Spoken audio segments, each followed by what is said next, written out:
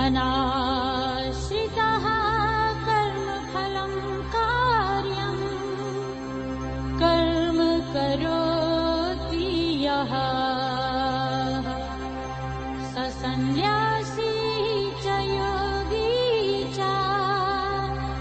न निरग्नि न च क्रिया।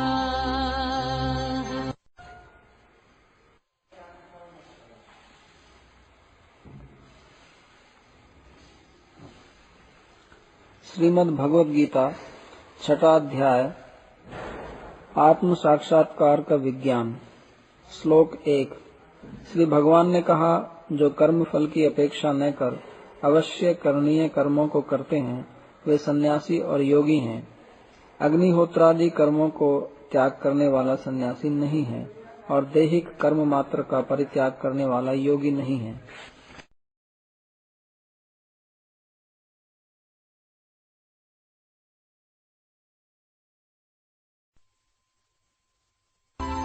यं सन्न्यासम् इति प्राहुः योगं तं विद्धि पाण्डव।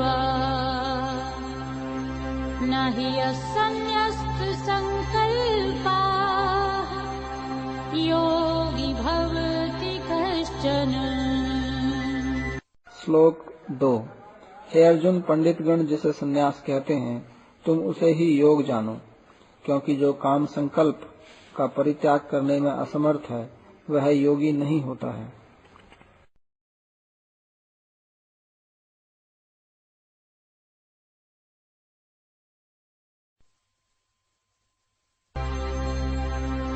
आरुरुक्षो मुने योगं कर्म कारणमुच्यते योगारूढस्य तस्य शमः कारणमुच्यते। श्लोक 3। निश्चल ध्यान योग में आरूढ़ होने के इच्छुक मुनि के लिए कर्म ही साधन कहलाता है और योगारूढ़ अवस्था में अर्थात ध्यान निष्ठ होने पर विक्षेप कर्मों का त्याग ही उस मुनि के लिए साधन कहा जाता है।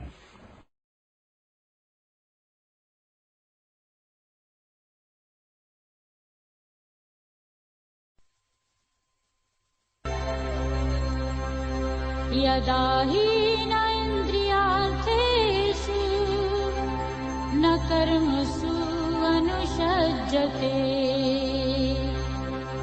सर्वसंकल्प सन्न्यासी योगारूढः तदा उच्यते। श्लोक 4। जिस समय उन्हें न तो इंद्रिय ग्राह्य विषयों में और न ही कर्मों में आसक्ति रहती है उस समय समस्त फलाकांक्षाओं का त्याग करने वाले त्यागी वे पुरुष योग पथ पर आरूढ़ कहे जाते हैं।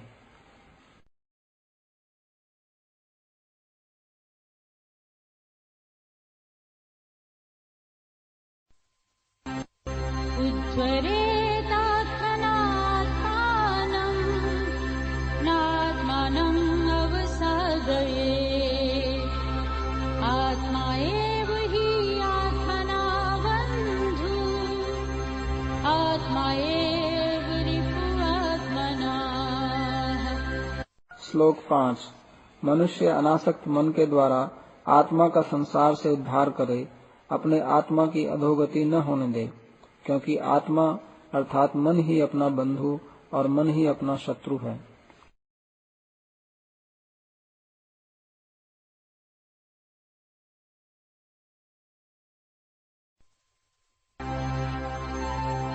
बन्धुआत्मात्मनः तस्य येन आत्मा एवात्मना जितः नात्मनः तु शत्रुत्वे वर्तेतात्मा एव शत्रुवत्। श्लोक 6। जिस जीवात्मा के द्वारा मन जीत लिया गया है उस जीवात्मा का मन ही उसका बंधु है, किंतु अजितेंद्रिय जीव का मन ही शत्रु के समान अपकार में प्रवृत्त होता है।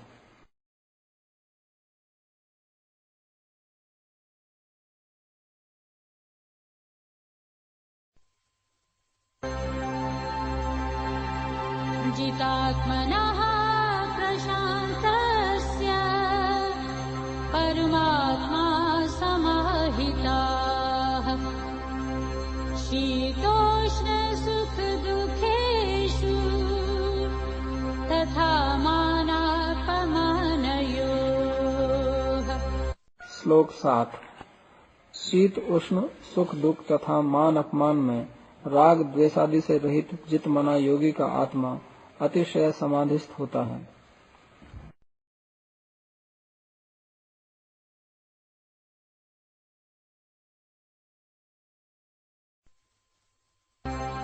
ज्ञान विज्ञान तृप्तात्मा कूटस्थः विजितेन्द्रियाः युक्ता इति उच्यते योगी समलोष्टाश्मकाञ्चनाः। श्लोक 8। जिनका चित्त ज्ञान और विज्ञान से तृप्त है, जो विकार रहित और जितेंद्रिय हैं तथा मिट्टी पाषाण और स्वर्ण में समदर्शी हैं, वे योगारूढ़ पुरुष योगी कहलाते हैं।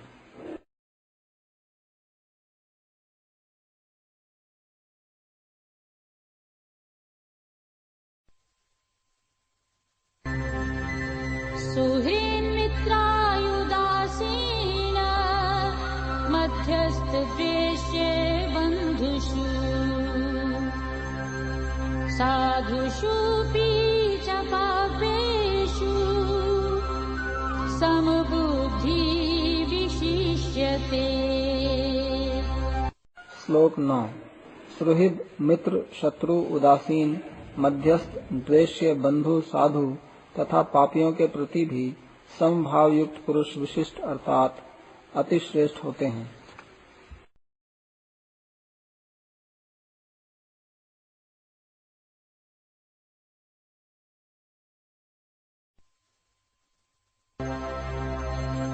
योगी युञ्जीत सततम् आत्मानं रहसि स्थिताः एकाकी यतचितात्मा निराशी अपरिगृहाः। श्लोक 10। योगी पुरुष निर्जन स्थान में एकाकी निवास करते हुए चित्त और देह को संयत कर आशा रहित होकर एवं विषय को अस्वीकार कर मन को सर्वदा समाधि युक्त करेंगे।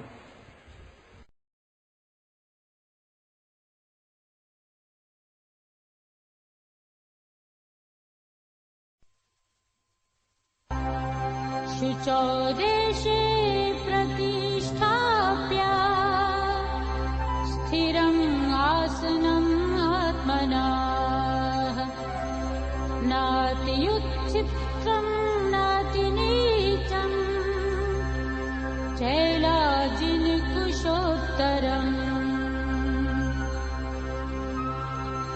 तत्रैकाग्रम् मनः कृत्वा यत् चित्तेन्द्रियक्रियाः उपविश्यास्मे युञ्जात् योगम् आतं विशुद्धये।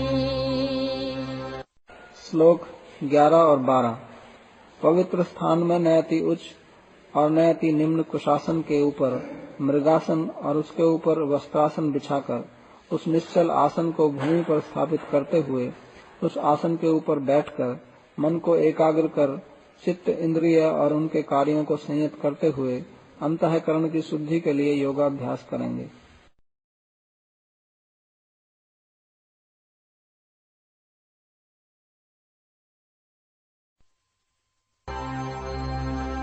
समं काय शिरो ग्रीवम् धार्यम् अचलम् स्थिरः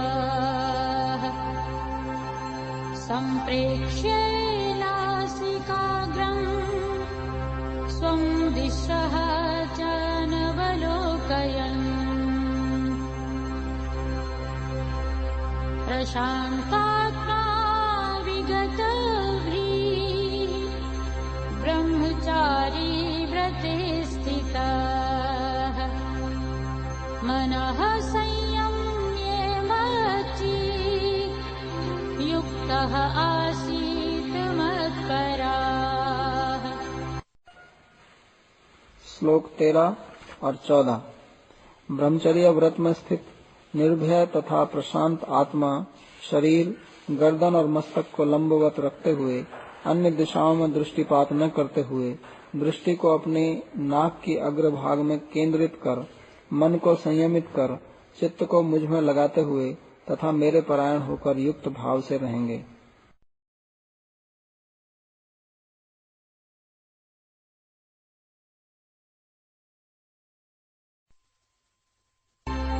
युञ्जन्नेवं सदात्मानं योगी नियतमानसाः शान्तिं निर्वाणपरमां मत्संस्थामधिगच्छति। श्लोक 15। संयत चित्त योगी पूर्वोक्त रीति से मन को सदा ही योग युक्त कर मेरे स्वरूप में अवस्थित होकर परम निर्वाण रूप शांति प्राप्त करते हैं।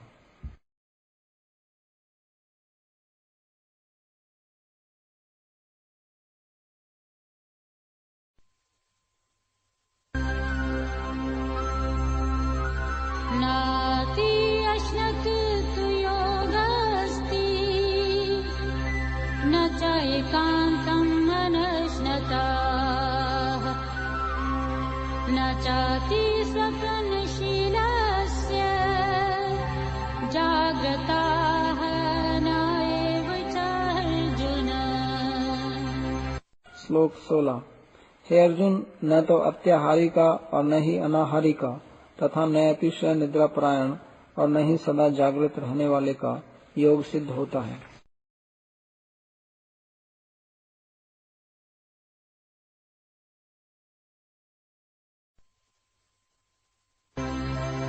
युक्ताहार विहारस्य युक्तचेष्टस्य कर्मसु युक्तस्वप्नावबोधस्य योगः भवति दुःखः। श्लोक 17।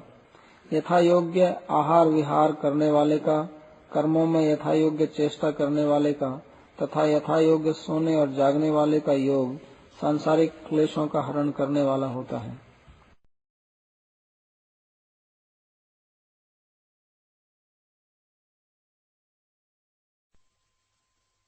सदा विनियतं चित्तम् आत्मनि एव तिष्ठते निःस्पृहा सर्वकामेभ्यः युक्त इति उच्यते तदा। श्लोक 18। जब मन संपूर्ण रूप से संयमित होकर निश्चल भाव से आत्मा में ही अवस्थित होता है तब समस्त कामनाओं की स्पृहा से रहित व्यक्ति युक्त कहलाते हैं।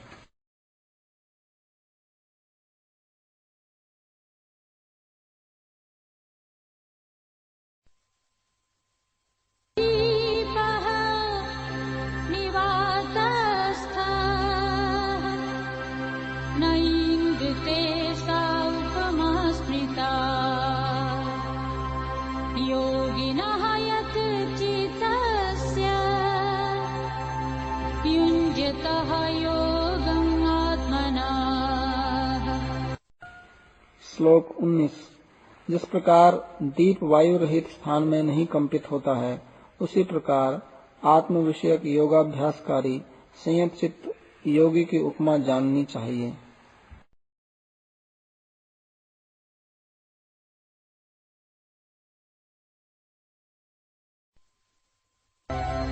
यत्र उपरमते चित्तम् निरुद्धं योगसेवया यत्र चाएवात्मनात्मानं पश्यन्नात्मनि तुष्यति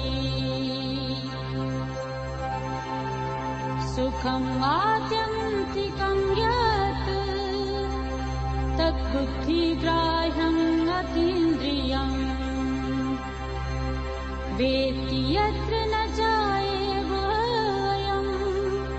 स्थिताः चलति तद्वताः यं लब्ध्वा चापरं लाभम् मन्यते नाधिकं ततः यस्मिन् स्थितिः अनुदुःखेन गुरुणापि विचाल्यते तं विद्या दुःखसंयोग वियोगं योगसंज्ञकम्। श्लोक 20, 21, 22 और 23। जिस अवस्था में चित्त योगाभ्यास द्वारा संयमित होकर विषयों से विरक्त हो जाता है, जिस अवस्था में विशुद्ध चित्त द्वारा आत्मा का दर्शन करते करते वे आत्मा में ही तुष्ट होते हैं, जिस अवस्था में वे केवल बुद्धि द्वारा ग्रहणीय इंद्रियातीत नित्य सुखों का अनुभव करते हैं, जिस अवस्था में स्थित होकर आत्म स्वरूप से भ्रष्ट नहीं होते हैं, जिस लाभ को प्राप्त कर अन्य लाभों को उससे अधिक नहीं मानते हैं और जिस अवस्था में अवस्थित होकर भयानक दुख से भी अभिभूत नहीं होते हैं, उस अवस्था को सुख दुख के संपर्क से रहित योग के नाम से जानो। योगी उस योग का अभ्यास धैर्य युक्त चित्त द्वारा करे।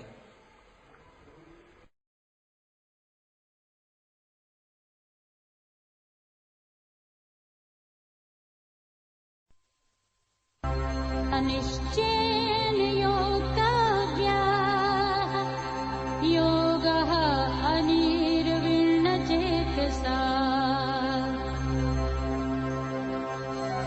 सङ्कल्पप्रभवान् कामान् त्यक्त्वा सर्वान् शेषतः मनसा एवेन्द्रिये ग्रामम् विनियम्य समन्ततः। श्लोक 24। संकल्प से उत्पन्न होने वाली समस्त कामनाओं का संपूर्ण परित्याग कर मन के द्वारा सभी दिशाओं से इंद्रियों को संयत कर साधु शास्त्र के उपदेशानुसार निश्चय पूर्वक मन नियंत्रण करेंगे।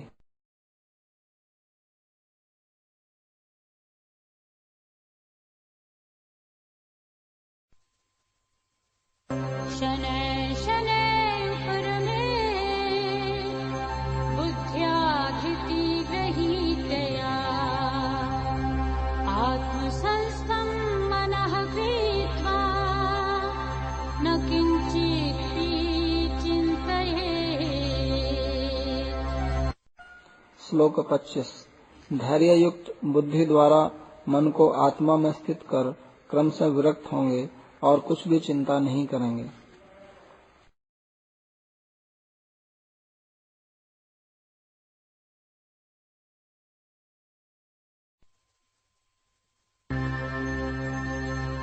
यत् यत् निश्चरति मनः चञ्चलं अस्थिरम्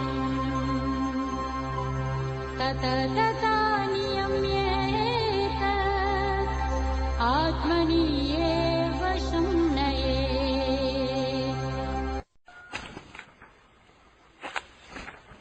श्लोक 26।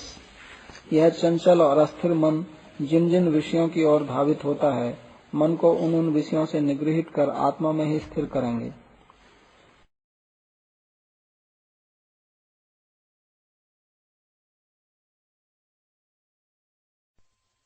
प्रशांत मनसः ह्येनं योगिनं सुखमुत्तमम् उपेति शान्तरजसाम ब्रह्मभूतम् अकल्मषम्।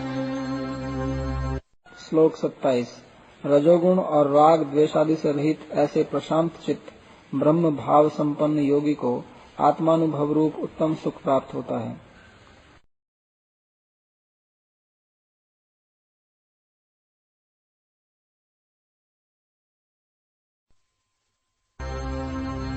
युञ्जन्नेवं सदात्मानं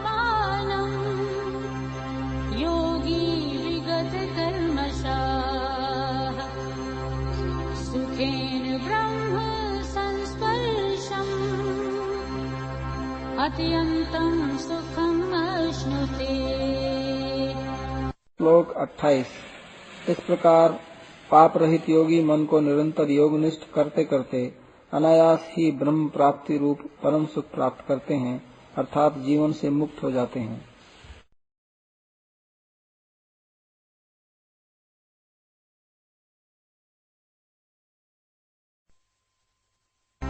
सर्वभूतस्थं आत्मानं सर्वभूतानि चात्मनि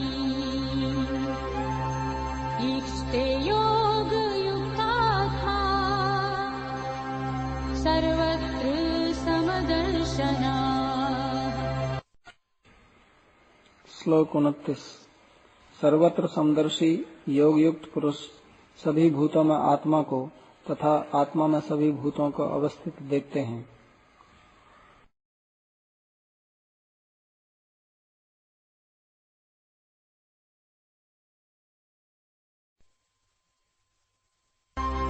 यमां पश्यति सर्वत्र सर्वं च मयि पश्यति तस्येहं न प्रणश्यामि स च मे न प्रणश्यति। श्लोक 30। जो सभी भूतों में मुझे और मुझ में सभी भूतों को देखते हैं, उनके लिए मैं अदृश्य नहीं होता हूँ और वे भी मेरे लिए अदृश्य नहीं होते हैं।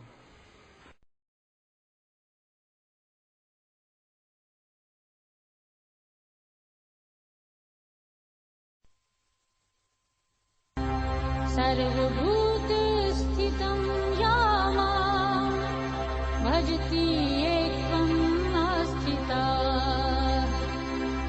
सर्वथा वर्तमानोऽपि स योगी मयि वर्तते। श्लोक 31। जो योगी एकत्व बुद्धि से अर्थात मेरे प्रति साधन और सिद्ध कालगत द्वैत बुद्धि से रहित होकर मेरा आश्रय कर सभी भूतों में स्थित मुझे भजते हैं, वे योगी सभी अवस्थाओं में रहकर भी मुझ में ही अवस्थित रहते हैं।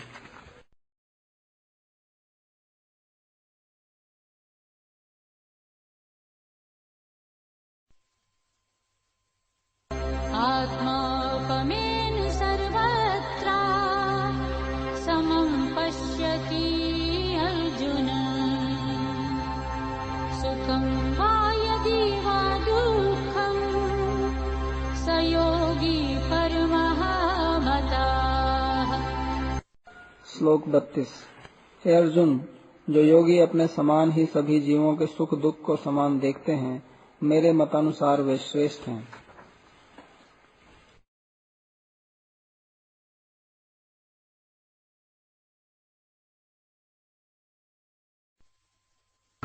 यायं योगः प्रोक्ताः साम्येन मधुसूदन एतस्येहं न पश्यामि चञ्चलत्वात् स्थितं स्थिराम्। श्लोक 33। अर्जुन ने कहा, हे मधुसूदन, आपके द्वारा सर्वत्र समदर्शन रूप जो योग कथित हुआ, मन की चंचलता के कारण मैं उसको स्थायित्व को नहीं देखता हूँ।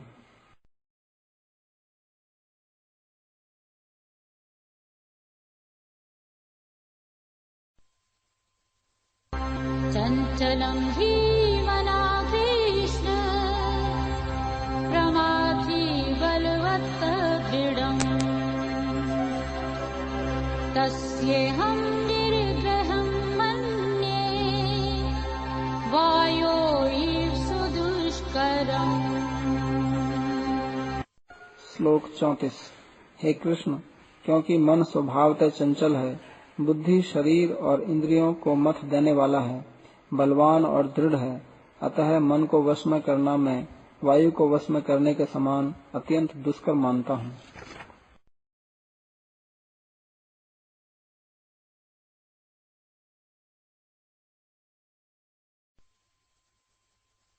संशयं महाबाहो मनः दुर्निग्रहं चलम् अभ्यासेन तु कौन्तेय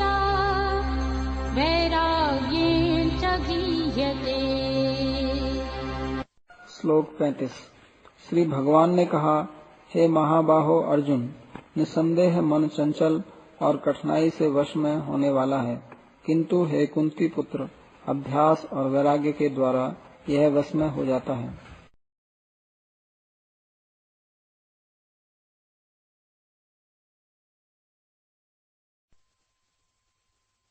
संयतात्मना योगाः दुष्प्राप इति मे मतिः।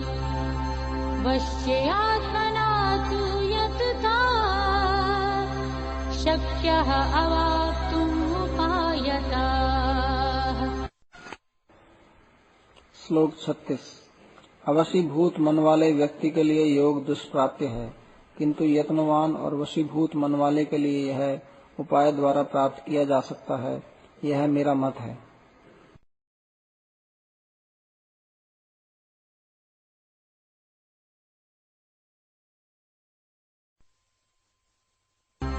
अयति श्रद्धया उपेतः योगात् चलति मनसा अप्राप्य योग संसिद्धिं काम गतिं कृष्ण गच्छति। श्लोक 37। अर्जुन ने कहा, हे कृष्ण, श्रद्धा पूर्वक योग में प्रवृत्त किंतु असंयमित चित्त वाले पुरुष योग से भ्रष्ट हो जाने पर योग सिद्धि को न प्राप्त कर कौन सी गति प्राप्त करते हैं।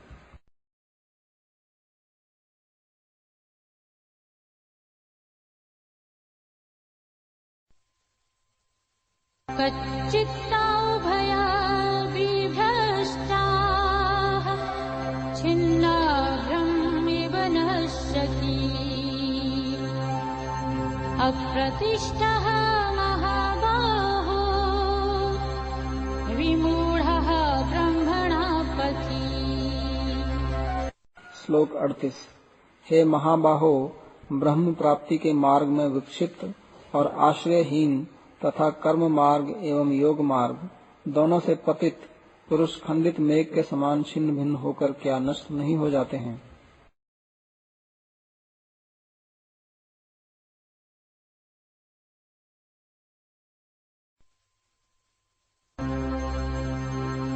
एतत्मे संशयं कृष्ण चेतुं रहसि अशेषतः त्वदन्ये संशयस्य चेता न हि उपपद्यते। श्लोक 39। हे कृष्ण, आप ही मेरे इस संशय को संपूर्ण रूप से छेदन करने में समर्थ हैं। आपके अतिरिक्त किसी और संशय छेदन करने वाले का मिलना असंभव है।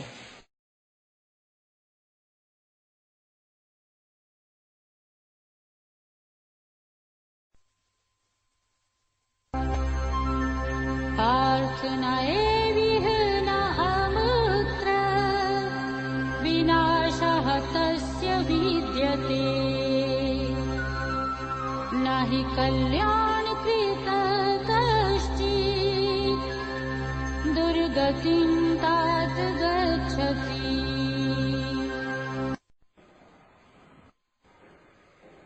श्लोक 40।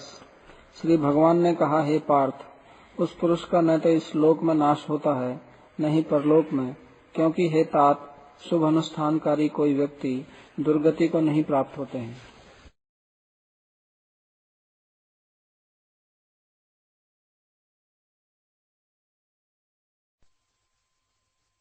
प्राप्य पुण्ये कृतां लोकान् पुष्पिता शाश्वती समाः शुचिनां श्रीमतां गेहे योगभ्रष्टः अभिजायते। श्लोक 41। अल्पकाल के अभ्यास के बाद योग भ्रष्ट पुरुष पुण्यवान व्यक्तियों को प्राप्त होने वाले लोकों को प्राप्त कर वहां अनेक वर्षों तक निवास करने के पश्चात सदाचार संपन्न धनवानों के गृह में जन्म ग्रहण करते हैं।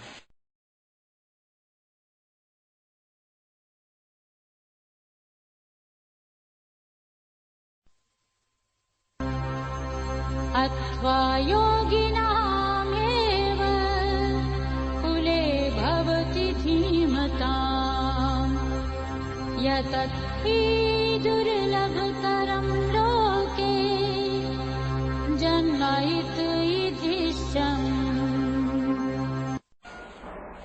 श्लोक 42। अथवा बहुकाल के अभ्यास के बाद योग भ्रष्ट योगी ज्ञानवान योगियों के गृह में जन्म ग्रहण करते हैं। निसंदेह है इस प्रकार का जन्म इस श्लोक में अत्यंत दुर्लभ है।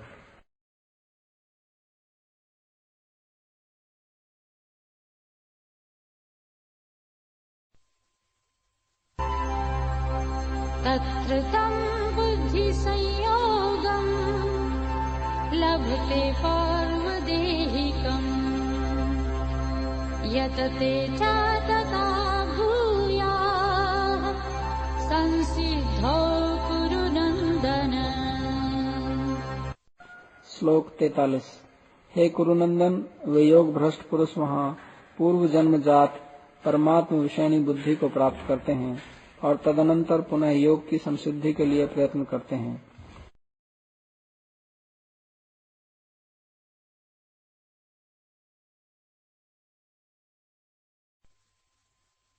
पूर्वाभ्यासेन तेन एह हीयते हि अवशः पीसः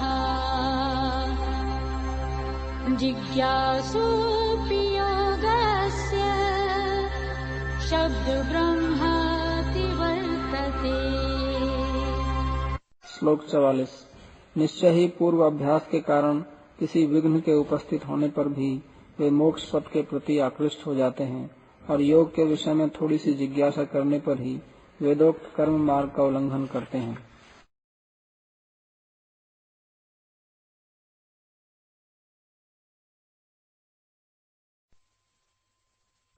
प्रयत्नात् यत्मानातु योगी संशुद्धि किल्बिषाः अनेक जन्म संसिद्धि ततः याति परां गतिम्। श्लोक 45। किंतु प्रयत्न पूर्वक अभ्यास करने वाले योगी निष्पाप होकर अनेक जन्मों में सिद्ध होने के पश्चात परम गति लाभ करते हैं।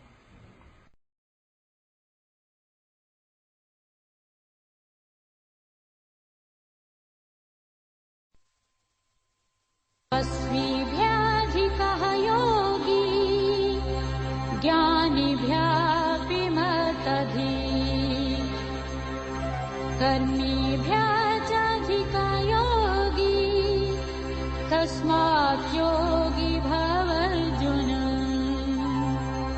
श्लोक 46। योगी को तपस्वी ज्ञानी और कर्मी से श्रेष्ठ माना गया है, अतएव हे अर्जुन तुम योगी बनो।